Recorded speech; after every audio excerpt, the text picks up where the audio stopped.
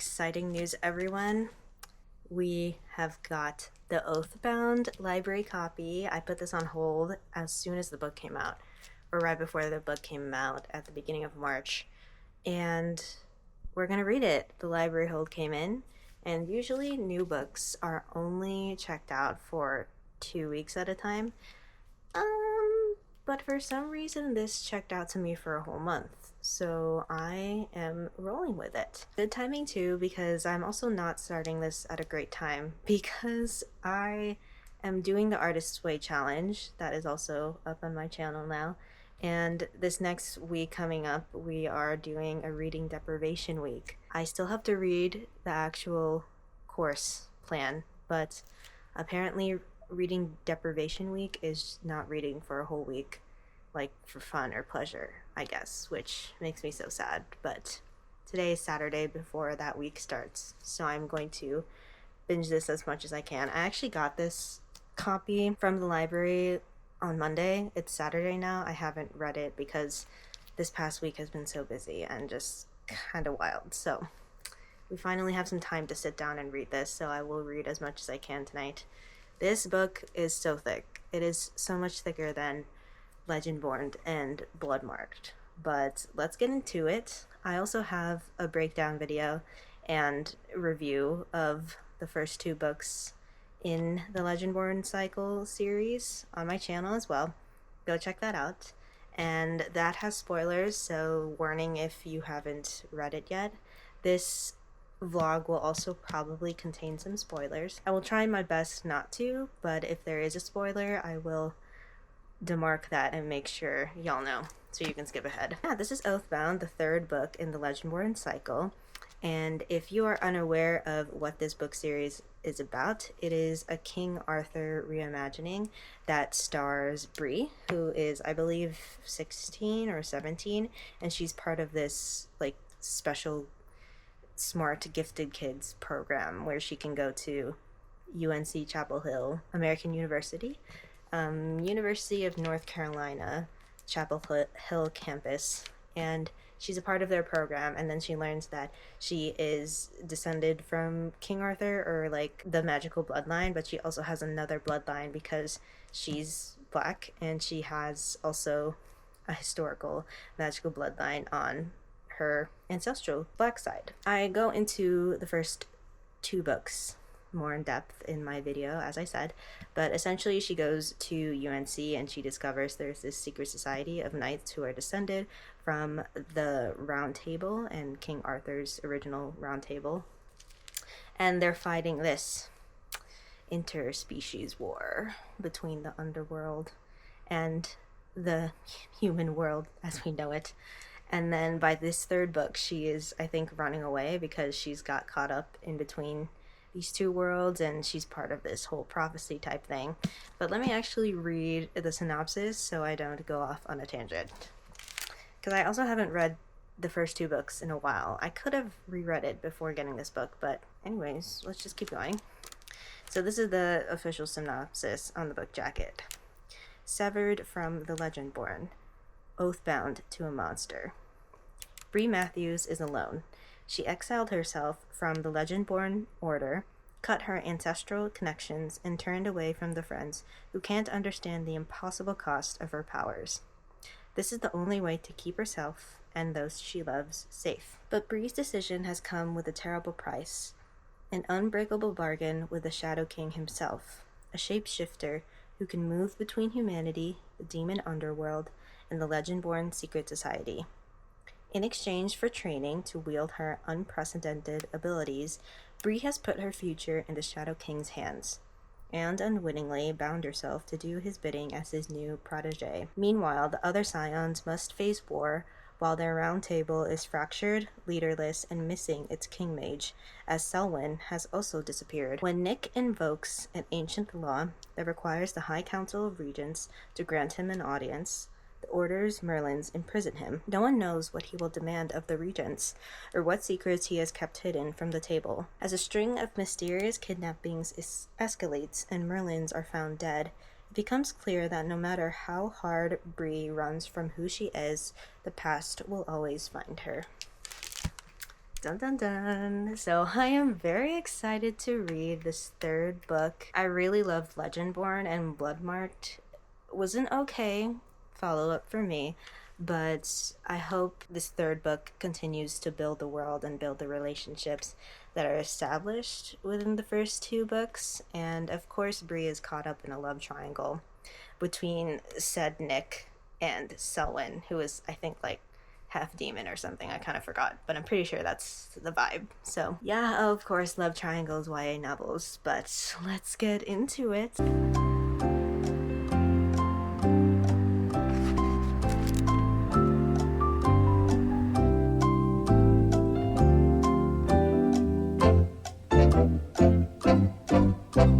Okay, so I'm about 100 pages into Oathbound, and here are my thoughts so far. At first, I know I was kind of complaining about Brie, basically feeling guilty, and I'm not trying to like victim blame or anything because what she went through is very traumatic, and what she's feeling now, the guilt, the shame, feeling out of control, and going with basically her worst enemy to try to be better and gain control and take back her power. It's all very paradoxical, and I think it's a lot to deal with, especially as a 17-year-old. So I get that. And as I was reading through, the beginning of this book starts in Bree's point of view as she goes off with the Shadow King and meets his wards and starts to train with him to better gain control.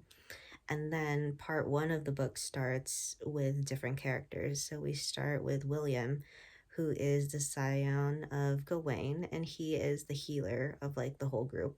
I think he's like the third knight after Lancelot. Lancelot is the second, who's Nick.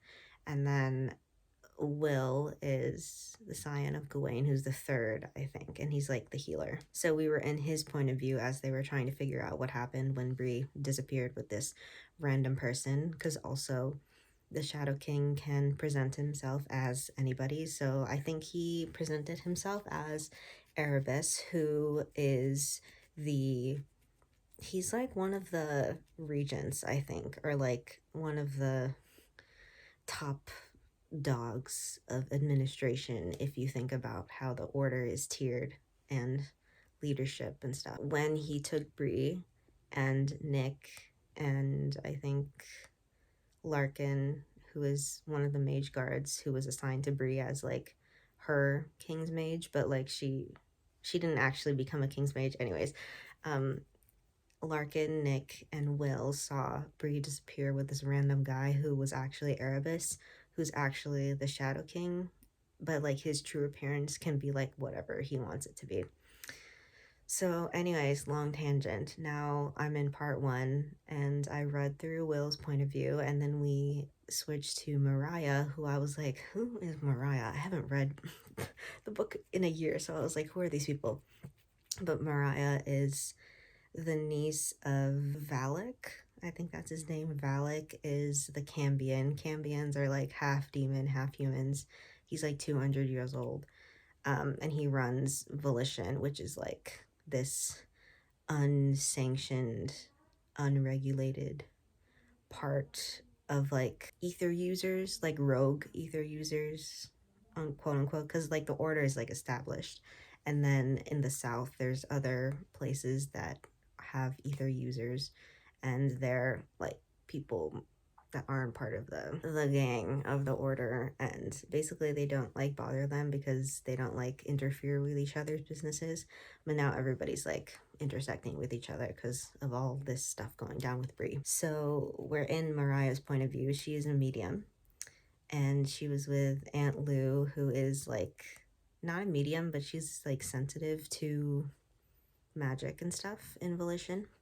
So then they went to the northern chapter because now everybody's at the northern chapter where Nick was arrested. He was arrested because he called the regents and was like, I'm gonna invoke this ancient order where all the council of the regents are going to assemble and hear me out because I can. So he did that. It's like, wow. So now he's arrested in the northern chapter. Everybody is in the northern chapter. Valak, Mariah, and Aunt Lou traveled up 6 hours from Georgia to meet Will in secret because Will brought Alice. Alice is Bree's best friend, and she's human. She's not a magic user. They call humans mortals once-borns, and she's in a coma for some unknown reason. I actually forgot why she went into a coma. I think something happened. They were in a battle of some sort in the first or second book. She got into a coma. So then now she's asleep, but for some reason she's breathing out ether, and Will's healing is not working. So he needs the people at Volition to help her because Aunt Lou is married to this woman named Dr. Hazel, and Dr. Hazel is really embedded in like the root user community in Volition and helps heal people and stuff from root or using root. Root is basically ether too, because root is how like Southern Black folk call magic ether, and then ether is more through the lens of like the order in the Southern states and like Southern region and stuff. That's where we're at now, 100 pages in, and I may or may not read more tonight. I don't know, but we're gonna have to pause until my reading deprivation week is over. But yeah, that's where we're at with Oathbound, and it is very interesting so far. The chapter that I ended off on is Natasha. Natasha is Sel's mother. So Selwyn is part of the love triangle between Bree, Nick, and Sel. And Sel is a Cambion and a Merlin. So a Merlin is basically like a magical person, like a mage, and they, I think, are half demon and half human. They can't be balanced. So there's like balanced Cambions who I believe they can balance like their human traits and demon traits. But then mages, because they use ether so much and draw from it, and they are basically magical users, they have limits to how much that they can tap into that power, and in turn like tap into their demon powers. So there's like a limit that they have to set. But he has descended, they say, is descended into demonium, which is basically he is fully demon now. He like went full demon because he sacrificed his humanity to save Bree. I kind of forgot what the event was, but they were like fighting, I think Erebus, and then they needed to like tap into Bree's power, so he fed off of her root. But then if you feed off of someone's magic for too long, that's basically what demons do.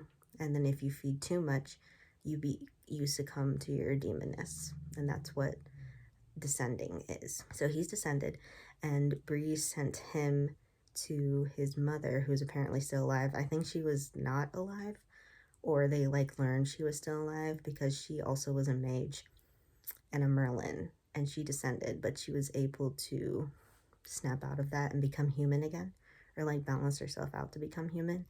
So I think Bree struck a bargain with the Shadow King to send Sel to safety, even though he is descended into demonia, so he can heal and bring back his humanity with his mom. All that backstory to say, the next part that I read will start with Natasha's point of view, Sel's mom, and it's going to be interesting to see more of her point of view as well. So all that to say, I think this is very interesting, reading this book about like a sixth or a fifth of the way in and getting more perspectives and more stories from different characters. So it's not just all through Bree's point of view. And I really do like that because there is a huge cast of characters here, and Natasha, we haven't heard from her yet, so I think that will be very interesting to see, and I hope pretty fruitful to include and like make this whole narrative and this whole story just more complex and interesting and diverse to read from different perspectives. So yeah, I'll check in whenever I read the rest of Oathbound next. Okay, y'all, here is where we're at for Oathbound. It is Tuesday, April 8th, and I survived reading deprivation week, and I can finally read the rest of this book. I'm about 200 pages in, and here's what's going on. So Essentially, Nick invoked this age-old, medieval, archaic tradition, oath called the Curia, which is where the High Council and like the Council of Regents has to grant the knight whatever he or she or they, whatever they request.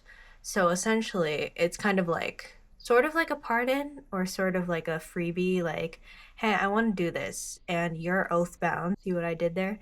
To me, to do this. And that's basically like the only oath that the council owes the knights, because the knights are in service for everything that they do and everything that is important to their order.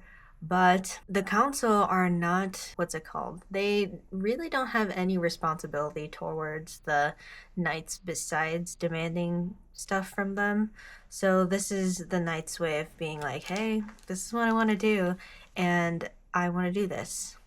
And I'm not going to go into what Nick requests, but it basically pardons him and frees him from his crimes against the table, whatever that means, for an indeterminate amount of time. So it's basically his loophole of getting out of what the table accuses again, or the council accuses against him. Yeah, it's just very interesting.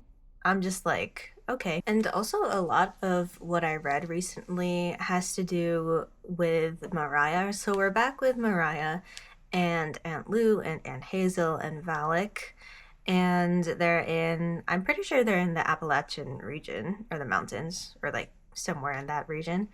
And Alice is still with them. Nothing is working from Hazel's concoctions because she's a wild crafter, I believe.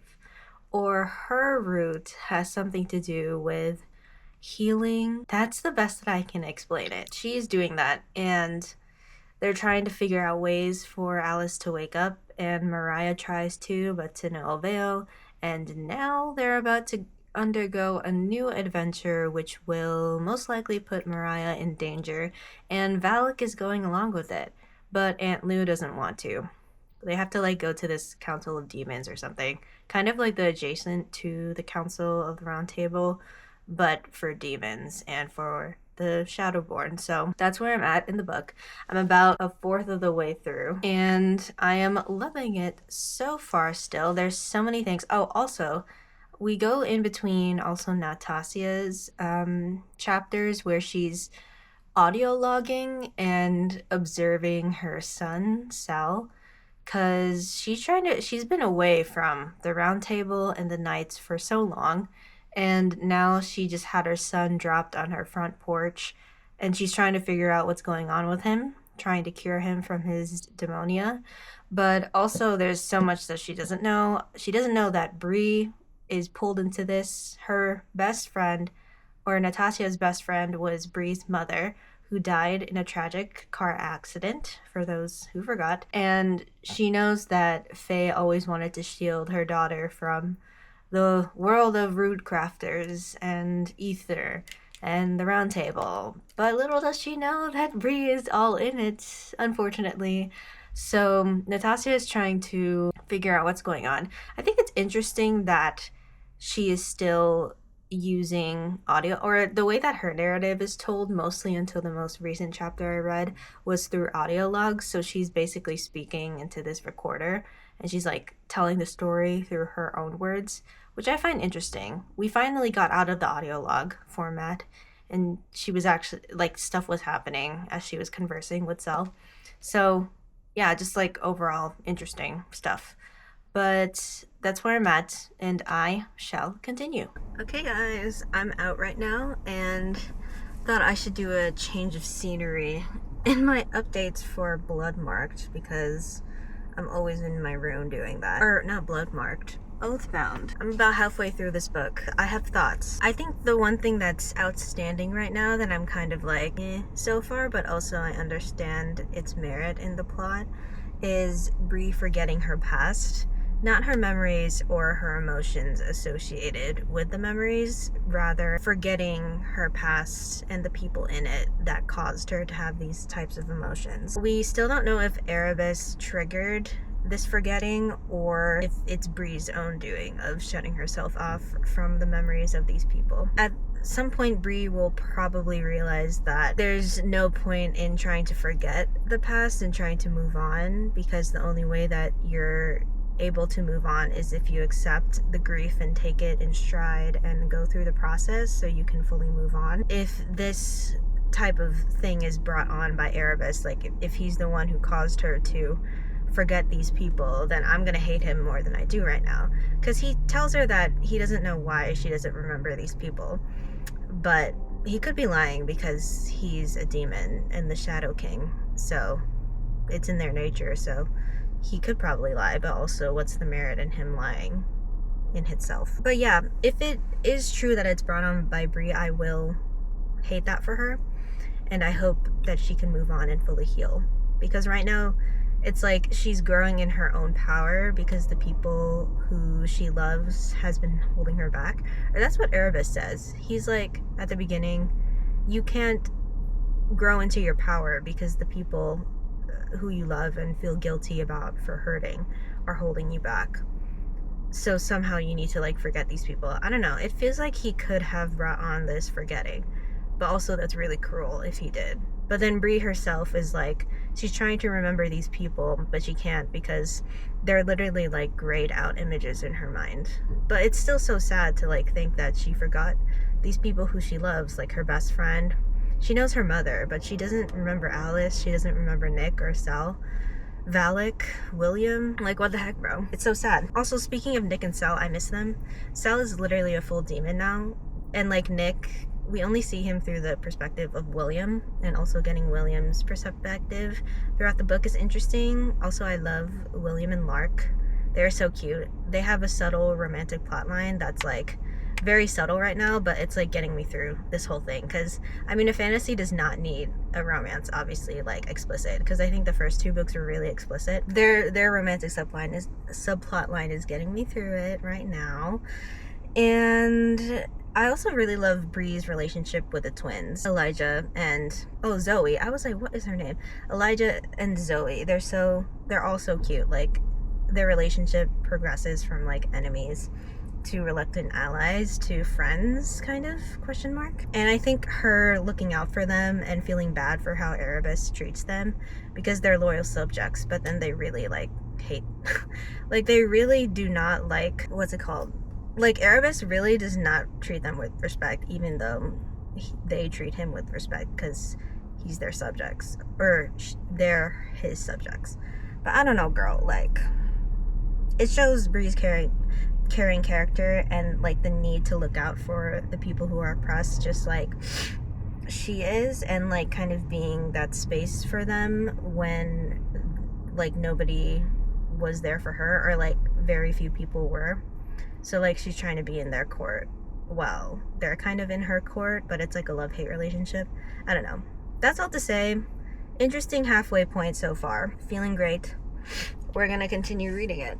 And the next time I update will be at some point. But you'll see me soon. Guys, we are 100 pages out from finishing this book. Oh my gosh. This is due back at the library on Monday. It's Wednesday right now, so I really need to get on my butt and finish this. But good news, you can see here, it's almost done. We're 100 pages left to go. Oh, where have I left off? Honestly, do I remember? Oh, I think I left off where Nick left William and Lark behind. We haven't heard from them for like 200 pages since that point.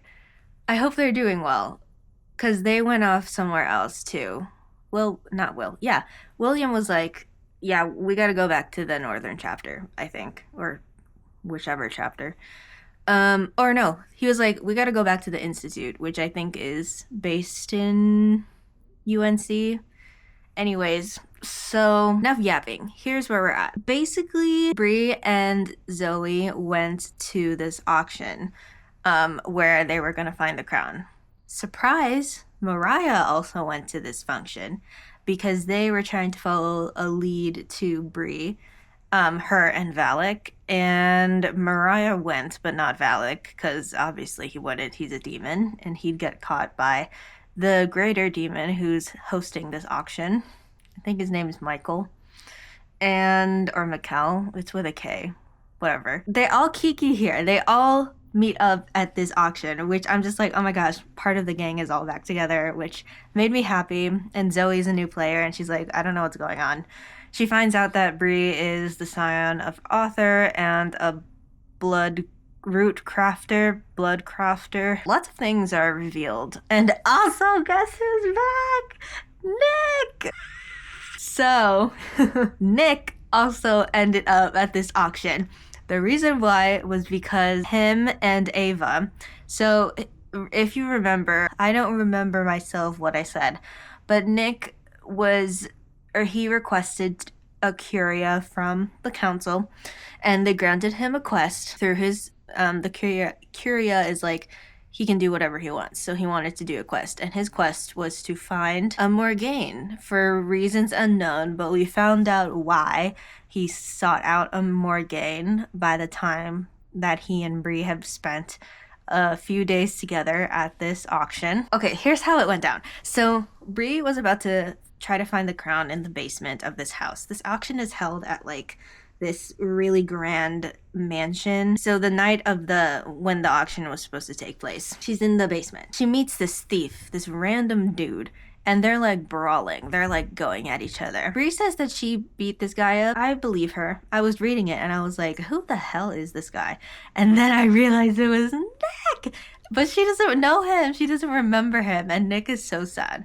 But he's also not forceful. But he's like, he can't believe that Bree's real, because I think at this point she had been disappeared for 4 months. So by the time that they met up again, he was like, there's no way you're real, and there's no way you're in front of me right now. So that's that. So what happens is this whole incident happens where I think another person was trying to break into this auction.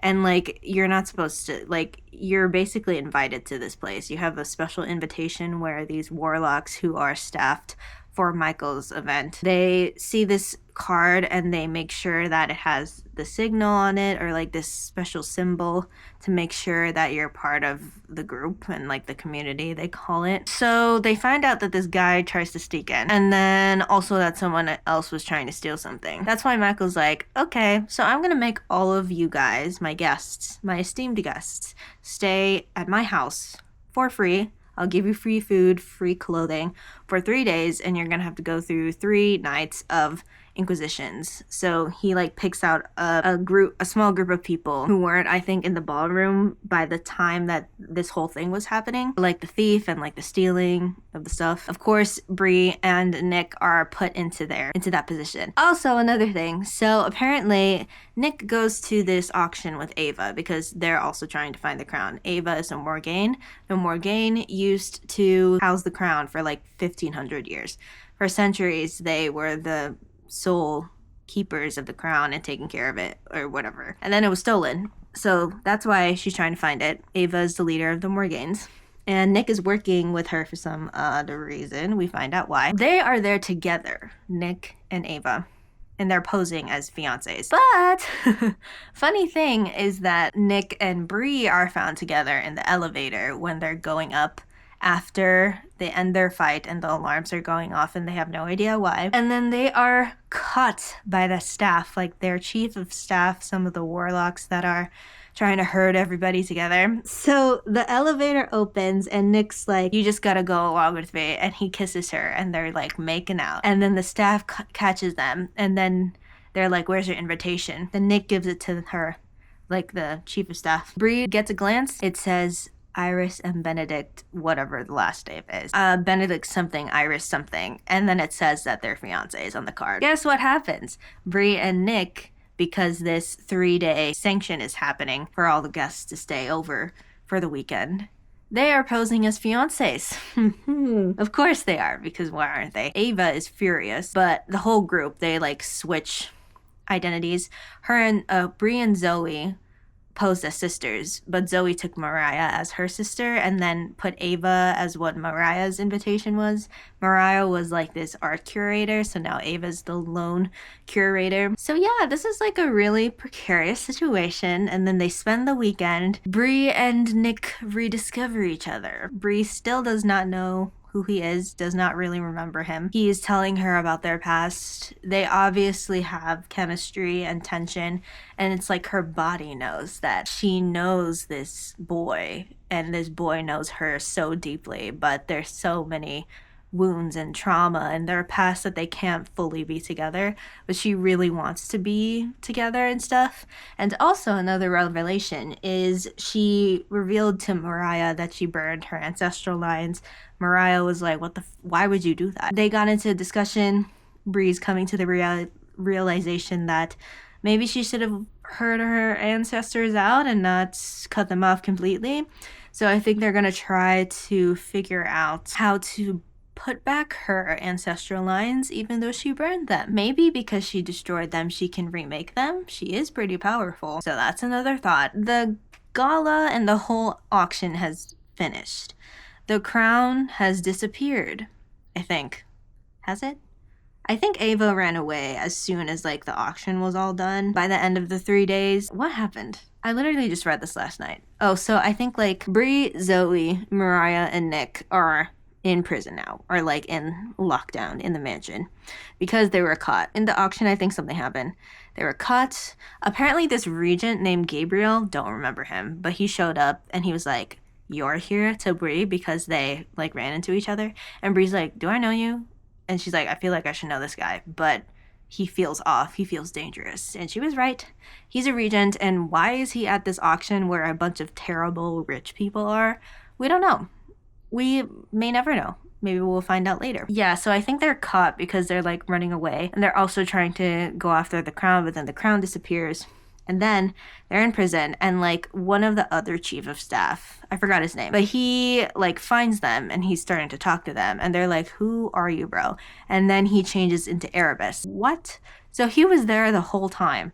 The whole weekend he was there just monitoring Bree and Zoe. They also went into like this agreement, I guess, where Erebus would not hurt Elijah if Elijah is Zoe's twin brother. They went into an agreement that Erebus would not hurt Elijah as long as Bree and Zoe succeeded in their mission. They technically didn't succeed, however, they were very close, and then Erebus was there to see the whole thing, so he's not going to hurt Elijah for now, I guess. But where we left off last night was that they're in prison, quote unquote, and they have to get out. However, part 4 of the books just started. It's called Ruthless, and now we're back into Natasia's point of view, which is crazy.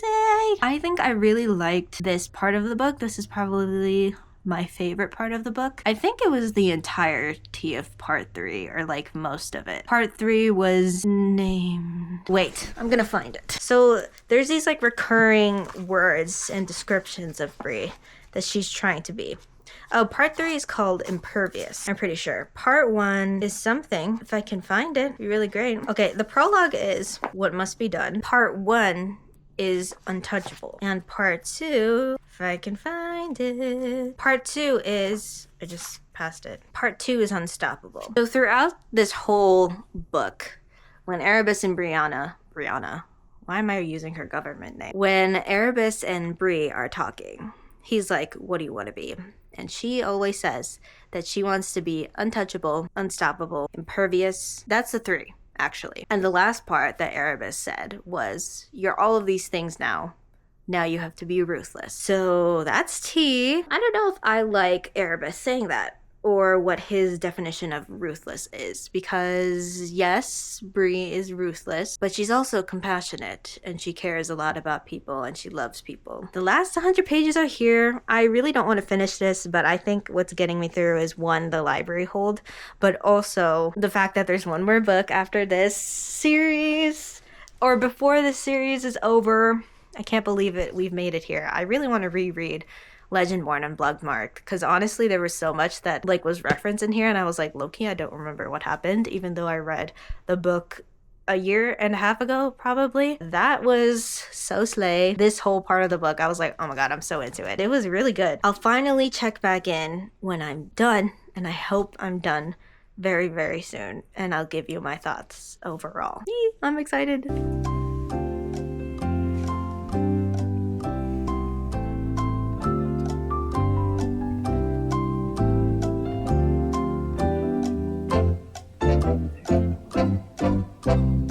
There's no way. No, no, no.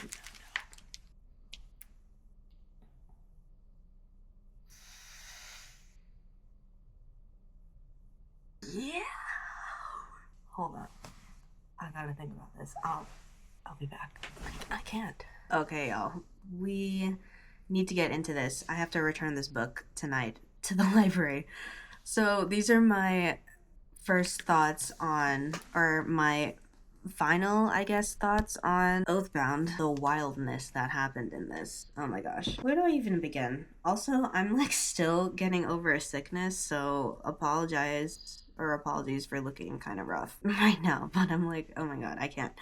So many thoughts. I know that I talked a lot about spoilers and things that happened in this book, but I'm not gonna spoil the cliffhanger ending because I still haven't processed it fully. Seriously, you had me in the first half, Tracy, and then I got pulled in deeper. And now, a year and a half after reading Legendborn and Bloodmarked, I am just completely set and fully immersed into this universe. I love this series so much, and I cannot wait for book 4, which will probably come out in late 2026 or even 2027, which is wild to think about, but take the time you need. I do not want this series to end at all. But anyways, let's get into it. My post-review thoughts. I have a memory of a goldfish, so I wish that I took the time to reread Legendborn and Bloodmarked because I can remember some things, but I could not remember a lot of things at the same time.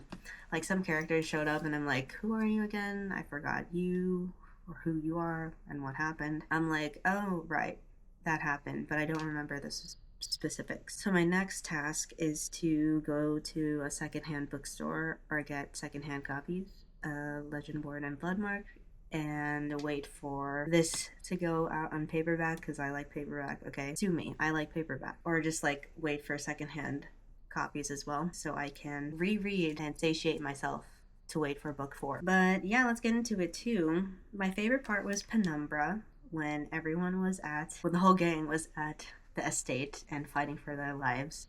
But I just really liked how Bree reunited with Nick and also Mariah, and she was with Zoe too, her bestie. Honestly, I wish that we got a little bit more of Cell, but I do realize that this book was about Bree rediscovering Nick and her relationship with him and like the feelings that she had for him. And I mean, at the end of the day, all my homies hate Erebus because he did all of this to Bree.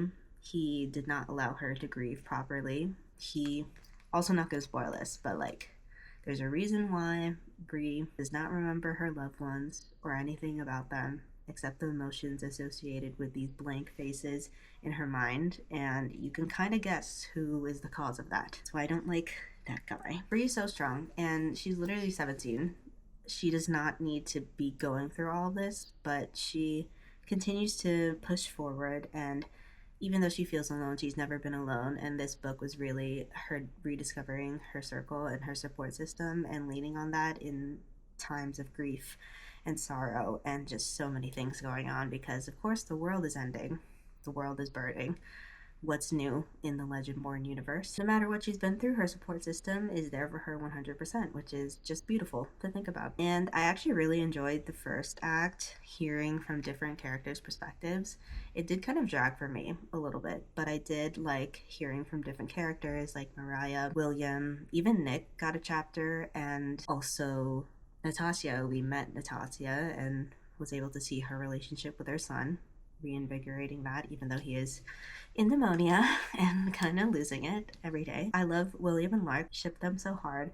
Their like romantic subplot was taking me through the story until we got to Penumbra because I was like, oh my god, I understand you don't need romance to make a book good, but I'm a sucker for romance and a lover girl, so of course in YA fantasy novels, I look for that. Sci-Fi too. Anyways, it was still good. And yeah, I really loved Zoe and Elijah's budding friendship with Bree. You know, enemies to potential allies to friends to like really good friends, you know? I like that. But that ending, bro. Oh my god. Erebus, count your days. Seriously. What does it mean for our characters? For our main love triangle, right as it was shipping Bree and Cell. I won't go into it, but oh my gosh, it's so much. I don't know what's gonna happen in the last book. I'm kind of scared. But Tracy, you have my heart. You have my soul. You have my fan appreciation of this book and what you've done with it. And what you've done with the series too. I'm really excited for books 4 and scared. I don't want the series to end, like I said. You know, at the end of the day, still thinking, are you Team Nick or Team Cell? Please let me know. I am always Team Bree. This book was trying to pull me to Team Nick. Bloodmarked, I was Team Cell.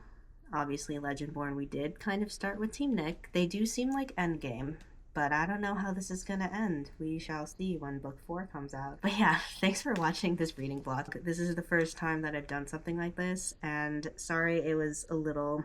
Actually, I'm not sorry. No, it was a little sporadic and all over the place, and it did take me 3 weeks to read this, but she's a thick book, okay? I don't read as fast as I did before, and also I'm busy, so that's that. But yeah. Thanks for watching. Don't forget to like and subscribe and leave a comment down below and let me know what books you're reading and what books you want me to read next, although I already know what I'm gonna read next, so yeah, stay tuned for that. Thanks. I'll see you in the next one. Bye. 目にはぼんやりとした霧街の明かりがぼやけてる理解できぬ何も見えぬ静かな街の声が瞳の